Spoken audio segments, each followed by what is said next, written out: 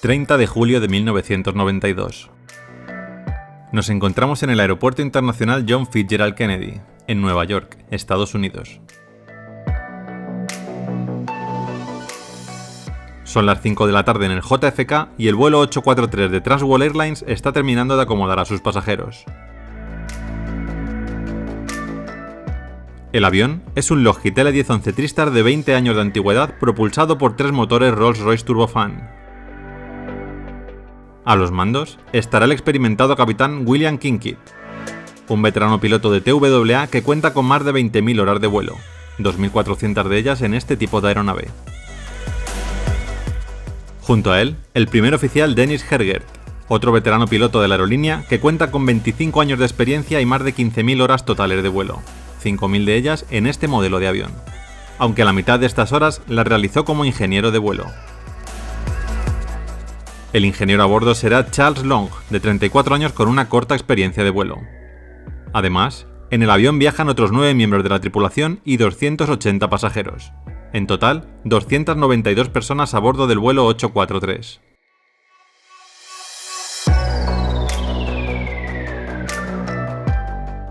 A las 17:21, la torre de control se puso en contacto con la tripulación del vuelo 843. TW843 tienen vía libre para transitar hacia la pista 13R.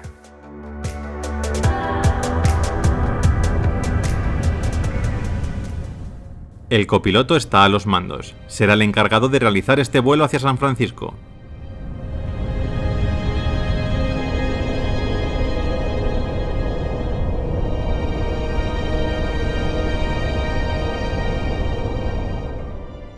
A las 17:35, el avión ya estaba preparado para iniciar la maniobra de despegue. 5 minutos más tarde, el copiloto empezó a acelerar. El Lockheed ya estaba rodando por la pista de despegue.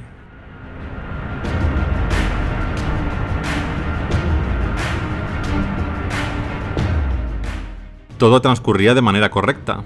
No podían imaginar lo que se les vendría encima en tan solo unos segundos.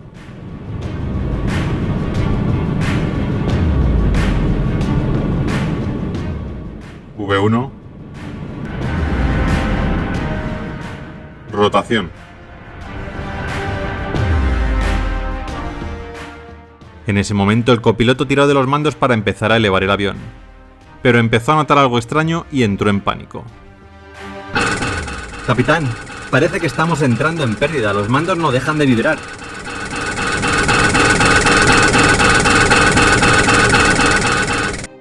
Algunos aviones llevan incorporado el sistema Stick Shaker, también conocido como vibrador de palos, que está diseñado para hacer vibrar rápida y ruidosamente el yugo de control. En este caso, el copiloto empezó a notar el Stick Shaker nada más empezar a elevarse el avión. Le paso el control. Ok, estoy al mando. Aborte el despegue, capitán. Se habían elevado nada más que 14 pies, unos 5 metros. La velocidad en ese momento era de 170 nudos, lo que sería aproximadamente 200 km por hora. Abortar el despegue en ese momento era una locura, pero el capitán decidió hacerlo. El sonido de los vibradores era ensordecedor, no podían pensar con agilidad y el capitán Kincaid, abrumado, comenzó a empujar los controles en busca de volver a tocar tierra. La velocidad era increíblemente alta. El avión chocó bruscamente contra el suelo. Activaron las reversas y los frenos, pero no era suficiente, estaban llegando al final de la pista. El ala derecha colisionó contra el terreno y empezó a perder combustible. Los motores lo absorbieron y empezaron a arder sin control. Finalmente, el capitán giró hacia la izquierda saliéndose de la pista e intentando evitar las vallas protectoras. El avión se detuvo a casi 100 metros de la pista 13 derecha.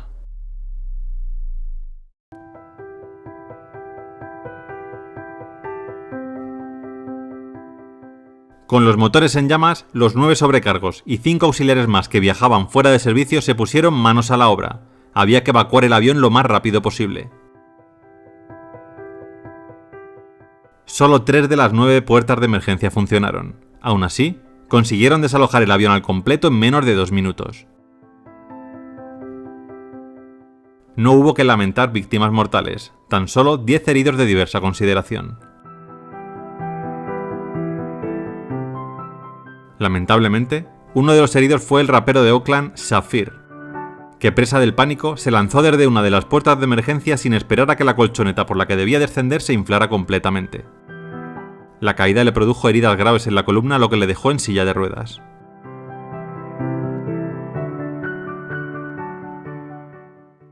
¿Qué había pasado? ¿Por qué el avión entró en pérdida nada más despegarse del suelo? La Junta de Seguridad del Transporte, NTSB, atribuyó el accidente a la falta de mantenimiento adecuado por parte de TWA, ya que la alarma anti-stall saltó sin justificación alguna. El avión empezó a elevarse dentro de los parámetros correctos, lo que indica que la vibración de los controles del avión no fue más que una falsa alarma. Además, el accidente también se le atribuyó al piloto y a una falta de capacitación de la tripulación de cabina, ya que abortaron el despegue indebidamente debido a la activación errónea del dispositivo, cuando en realidad la aeronave funcionaba con normalidad. Aún así, la NTSB elogió al capitán Kinkit por conseguir detener la aeronave de manera segura para todas las personas a bordo. También se reconoció el mérito de la evacuación a todos los sobrecargos del avión. Tras la investigación, se emitieron 10 recomendaciones de seguridad, entre las que destacan: exigir la inspección de las salidas de emergencia para asegurarse de que puedan ser usadas en caso de ser necesario, y un mejor y mayor mantenimiento de la aeronave para evitar falsas alarmas.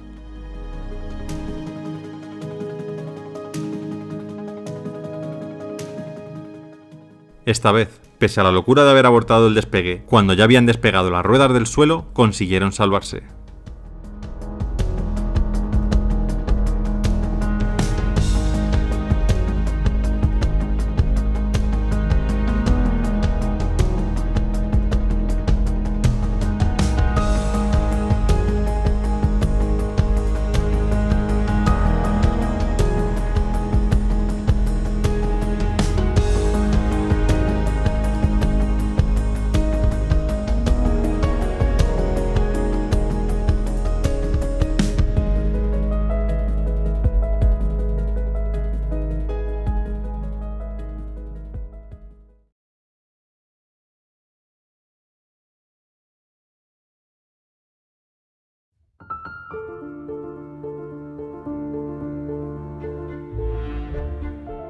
...28 de abril de 1988... Aeropuerto de Hilo, Hawái.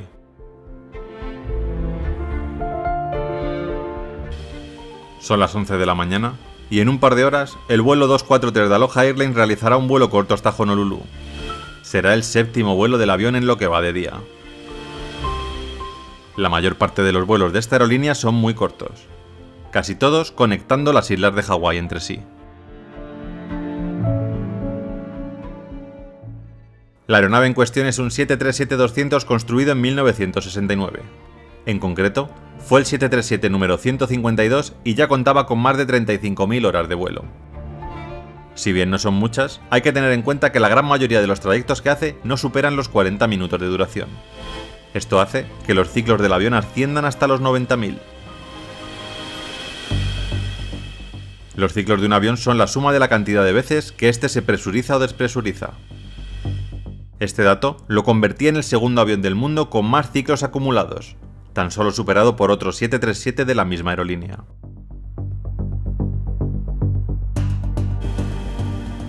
En esta ocasión, el comandante será Robert Schortheimer, de 44 años y una experiencia acumulada de 8.500 horas, 6.700 de las cuales han sido volando aviones 737.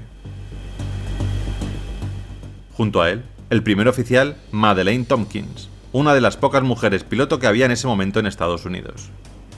Madeleine contaba con 8.000 horas de experiencia, 3.500 registradas en aviones de este tipo. Completan la tripulación otras 3 personas, todas ellas auxiliares de vuelo. Además, en este corto trayecto entre la isla de Hawái y Honolulu viajarán 90 pasajeros, en total 95 personas a bordo del 737.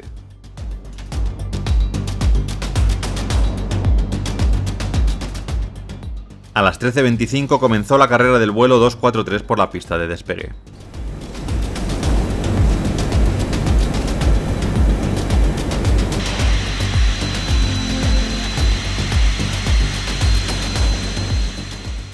Poco después ya estaban en el aire camino de los 24.000 pies que sería su altitud establecida.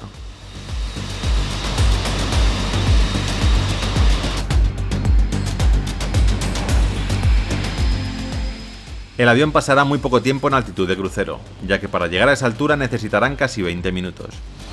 Lo que significa que poco después de alcanzarla, comenzarán a descender para iniciar la aproximación al aeropuerto de destino. Por este motivo, las azafatas ofrecen los servicios de la aerolínea mientras el avión asciende, sin esperar a estar totalmente estabilizado.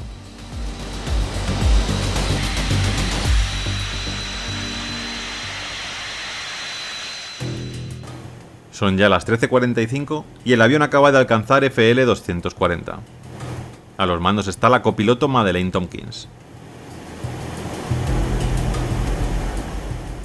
Mientras piloto y copiloto intercambian algunas palabras, algo raro sucede en la cabina de pasajeros. Un fuerte crujido seguido de un ruido de viento ensordecedor hace que el avión se desestabilice por completo. En ese momento no sabían qué estaba pasando. Además, el fuerte ruido del viento no les permite comunicarse. El comandante hace una seña y toma los controles. Con mucho esfuerzo consigue controlar el avión.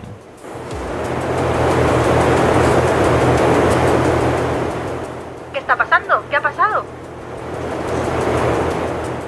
No lo sé, parece que hemos perdido parte del sistema hidráulico. Cuesta mucho controlar el avión. En ese momento Madeleine giró la cabeza y vio algo que no había imaginado ni en sus peores pesadillas. Sobre la puerta de la cabina de los pilotos había un agujero enorme. Habían perdido parte del fuselaje superior del avión. La situación era crítica. Habían perdido toda la parte superior de las primeras filas de la cabina de pasajeros. Los pilotos no sabían si había alguien vivo ahí detrás. Mientras tanto, la situación de los pasajeros era aterradora. A más de 7.000 metros, prácticamente sin oxígeno, con vientos a cientos de kilómetros por hora y a una temperatura de menos 40 grados centígrados. A todo esto hay que sumarle la cantidad de objetos que les golpeaban, algunos de ellos pertenecientes al fuselaje del avión. Nadie podría sobrevivir a esto más de unos pocos minutos. Su suerte, que aún llevaban puesto el cinturón de seguridad.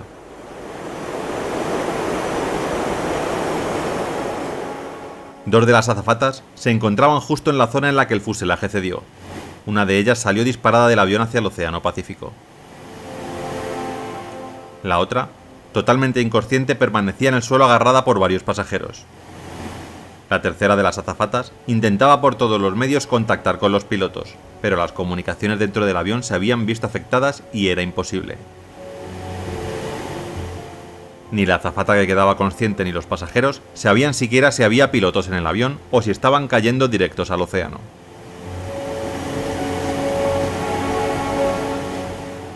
Con el avión estabilizado, el piloto comenzó a descender a sabiendas de que la descompresión del avión estaría dejando sin oxígeno a los pasajeros. Lo hizo a más de 500 km por hora. Cabina de pilotos y cabina de pasajeros estaban unidas tan solo por la parte de abajo del avión. En cualquier momento podría partirse, lo que sería el fin de todos sus ocupantes. Madeleine se encargaba de la radio en ese momento. Intentaba sin éxito comunicarse con el aeropuerto más cercano, el de la isla de Maui. Maui, aquí el vuelo 243 de Aloha. Necesitamos aterrizar de emergencia. Hemos perdido parte del fuselaje. ¿Me recibe? No entiendo el mensaje. Repita, Aloha 243. La radio no funcionaba bien, y necesitaron más de 5 minutos para transmitir este mensaje.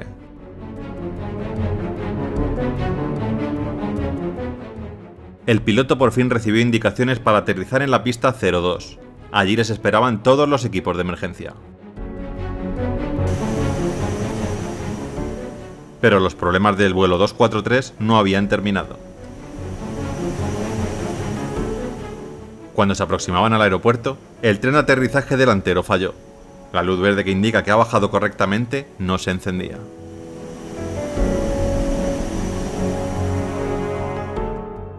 Cuando algo así ocurre, el avión pasa de largo por encima de la torre del aeropuerto para que los controladores verifiquen cómo está el tren de aterrizaje. Después, se vuelve a intentar la aproximación a sabiendas de lo que realmente está pasando, ya que hay veces que lo que falla es la luz y el tren sí está desplegado correctamente. Por este motivo se utiliza a los controladores u operarios del aeropuerto para verificar estos problemas. Pero esta vez eso no podría ser. El avión no podía frustrar el aterrizaje y volver a subir. Cualquier cambio brusco de presión podría partir la aeronave en dos.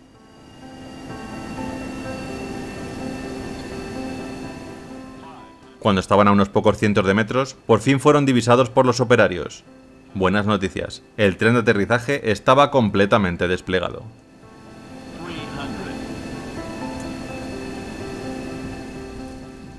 El capitán realizó un aterrizaje increíble, y los servicios de emergencia sacaron a todos los pasajeros. Varios de ellos muy graves a causa de la hipoxia y los golpes recibidos. Finalmente, de las 95 personas que viajaban hacia Honolulu, 64 acabaron heridas, 7 de ellas muy graves.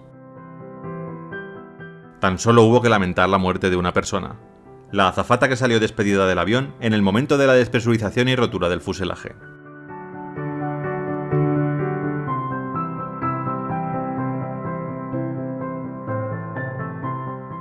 ¿Qué había pasado? ¿Cómo es posible que parte del fuselaje se desprendiera del avión?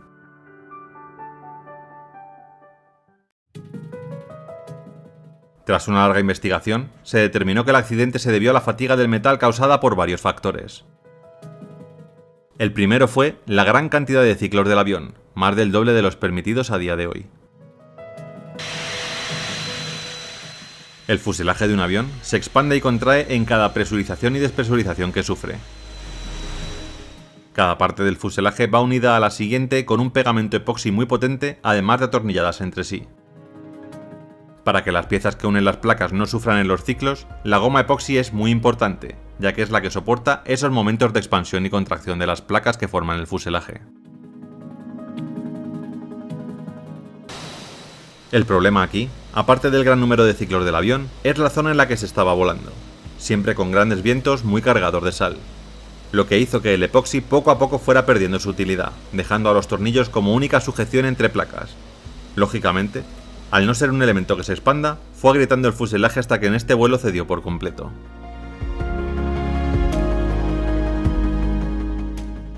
Estas grietas eran visibles desde el exterior, y esto nos lleva al segundo factor causante del accidente, el pésimo mantenimiento administrado por la aerolínea.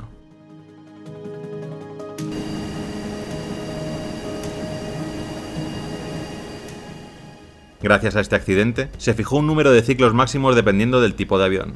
Por ejemplo, un 747 tiene que ser retirado o jubilado a los 35.000 ciclos, mientras que un 737 debería de hacerlo a los 60.000. Muchos menos de los 90.000 que tenía ya el 737 de Aloha Airlines. Lamentablemente, el cuerpo de la azafata C.B. Lansing nunca fue recuperado del océano.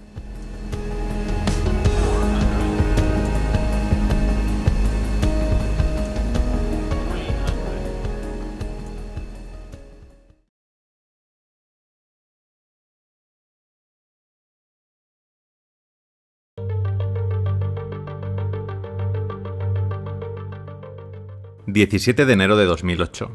Nos encontramos en el Aeropuerto Internacional de Beijing, en China. El vuelo 38 de British Airways, un Boeing 777-200 de menos de 7 años de antigüedad, tiene prevista su salida a las 10:09 hora de Pekín. Este avión tiene capacidad para 500 pasajeros, pero en este vuelo solo viajarán 136, además de 16 miembros de la tripulación, lo que hace un total de 152 personas a bordo.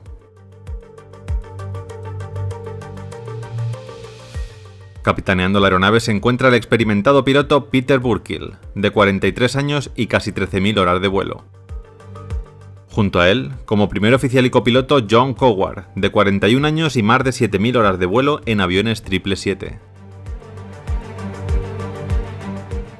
Este vuelo es el de vuelta de la aeronave y la tripulación, que llegó a China el 14 de enero. Durante ese vuelo no se reportó ningún fallo en el 777.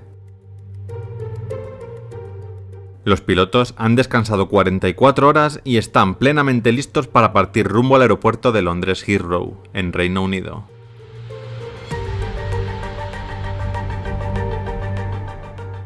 Son ya las 10:09 y el vuelo 38 inicia su despegue.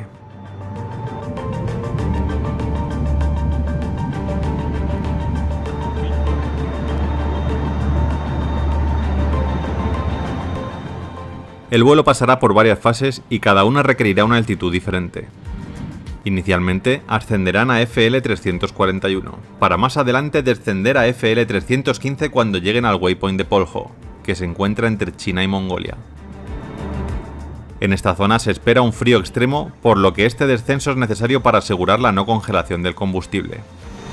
Se esperan temperaturas de hasta menos 70 grados centígrados. Además de esta zona tan crítica, pasarán por otras como Rusia o Suecia, en las que tendrán que tener especial atención a la temperatura del combustible. El resto del vuelo se realizará a unos 40.000 pies de altitud.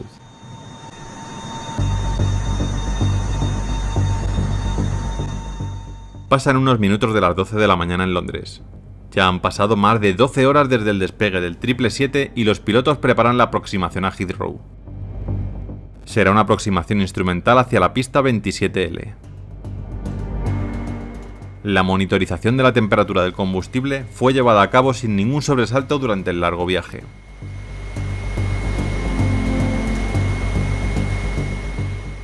A las 12:40, el avión está ya a menos de 2 millas del aeropuerto. Hasta este punto todo había transcurrido con normalidad, pero mientras descendían, con el piloto automático y el autothrottle activado, una alarma empezó a sonar en cabina. El piloto automático solicitaba más empuje, pero los motores no respondían. El Boeing 777 poco a poco iba perdiendo altura y velocidad. El piloto comunicó Mayday al controlador del aeropuerto. No tenían claro si iban a llegar a la pista o el avión haría touchdown en alguna carretera o zona próxima al aeropuerto, con el gran peligro para los civiles que esto conllevaría.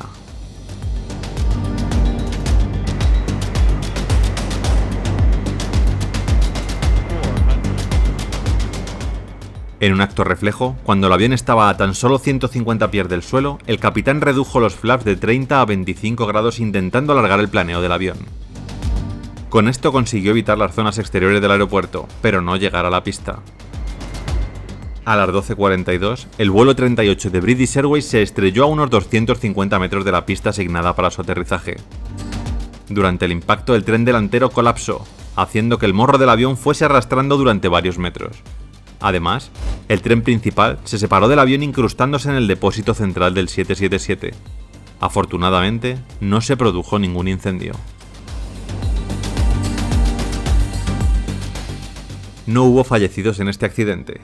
Un herido grave y 12 leves fue el saldo total de este aterrizaje fallido en Londres.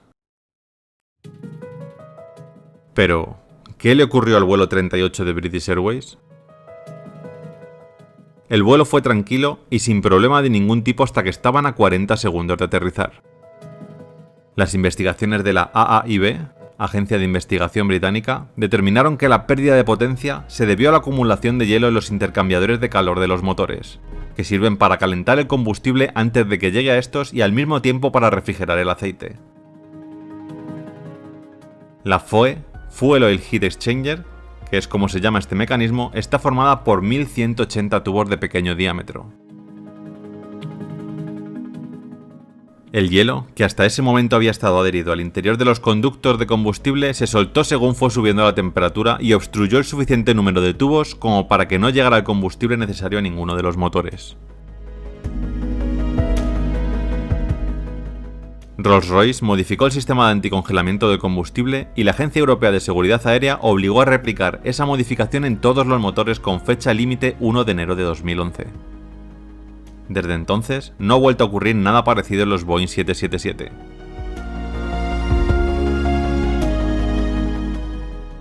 Los pilotos gestionaron con gran profesionalidad esta crisis, lo que les hizo merecedores de la medalla a la seguridad que otorga British Airways. galardón que se hizo extensivo también al resto de la tripulación por su excelente trabajo durante la evacuación.